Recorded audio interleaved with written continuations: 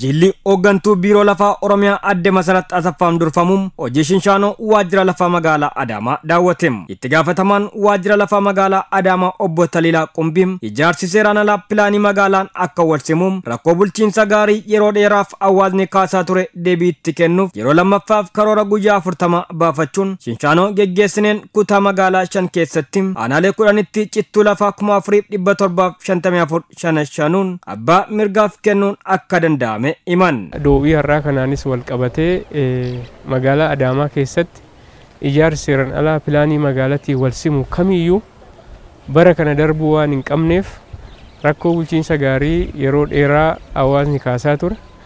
Pilaanii magaalaa keenya keessatti danqaa ta'ee kan ture. Akkasumas immoo namni jiruu gaarii mana jireenya isaatiin walgitu akka ijaarratuuf yeroo lammaffaadhaaf itti deebinee Shinshaanoo kana kan gaggeessine yoo ta'u karoora guyyaa 40 baafanne kana keessatti aanaalee 10 kutaa magaalaa 5 keessatti cittuu lafaa yookaan parsilii 4754 yeroo kanatti shanashanamee abbaa mirgaatiif kennamee jira jechuudha. Hojii gama kanaan hojjetameen rakkoo bulchiinsa gaarii hiikuu fi pilaanii magaalaa kabachiisuun kan himan obbo Taliilaan gama kanaan hawaasni magaalichaa fayyadamoo akka ta'e ibsan.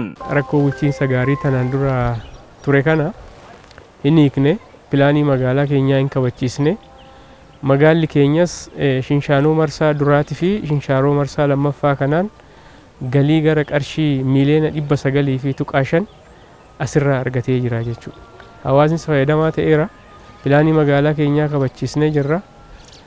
Hojii kana hojjechuu keenyaaf immoo magaalli maallaqa nama isiniin jedhe kana akka argatu ta'eetoo jira jechuudha. Kantiibaa itti aanaan magaalaa Adaamaa obbo Nigaatu mootummaa rakkoolee bulchiinsa gaarii hawaasni yeroo yeroon kaasuu deebii itti kennuuf riifoormiiwwan kallattii hundaan hojjetameen karaatti deebisuuf akka hojjetame ibsan. Dhimmi riifoormii lafaa wajjin wal qabatus aanarraa kaasee sadarkaa kutaa magaalaa hanga aanaatti waliigalatti yeroo ammaa kana ogeessas hoggansas giddu galeessa godhamee keessattuu rakkoolee bulchiinsa gaarii hawaasni keenya yeroo yeroodhaan kaasu kun gadi bu'amee qoratamee karaa seeratti kan deebi'e ta'uu isaati waan ta'eef kanaaf tiraansfoormeeshinii lafaas giddu galeessa godhamee hojii namatti hojjetamaa jiru keessattuu teekinooloojii dijitaala fayyadamuudhaanis hojii guddaadha kan akka magaalatti hojjetamaa jirudha waan ta'eef. Shinshaanoo geggeeffameen dinagdeen magaalaa guddachuun rakkoolee bulchiinsa gaarii hiikkachuu fi abbaan qabiyyee lafaa seera qabeessa akka ta'e himan obbo Nigaatuun. Shinshaanoon kun tokko dinagdee magaalichaa guddiseera.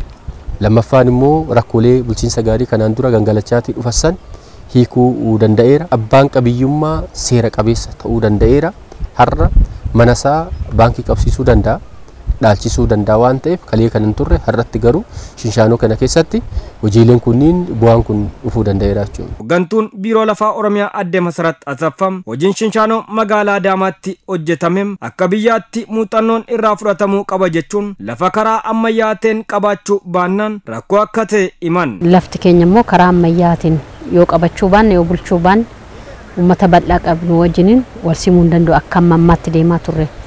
Haa ta'uutii mootummaan jijjiiramaa kallattii nama sammayyeessuu lafas ammayyeessuu jedhuun bulchiinsi lafa keenyaa baadiyyaattis magaalattis akka ammayyaa'u tarsimoon gurguddaan bocamee hojii gurguddaadha kan hojjetamaa ture. Laficha uummata qabnu waliin wal simsiisuuf immoo mootummaan jijjiiramaa lafaa fi nama ammayyeessuuf tarsimoowwan adda addaa bocuun hojjechaa akka jiru ibsan. An akka magaalaa Adaamaa laalaa turre kanatti magaalonni kadastara magaalaatiin iddoo keessaa baaniiru jechuu hin dandeenya keessattuu lafa galmeessuu mirkaneessuu mirga uumuudhaan hanga kaartaa dijitaalaa kennutti kaartaa dijitaalaa irraa immoo e-service karaa dijitaalaatiin onlaayiniidhaan tuttuqaa namaatiin ala nama keessummeessuu jechuudha. Tajaajila keenyas ammayyeessaa deemuun hojii bu'aatti arganne hojii guddaadha jechuudha.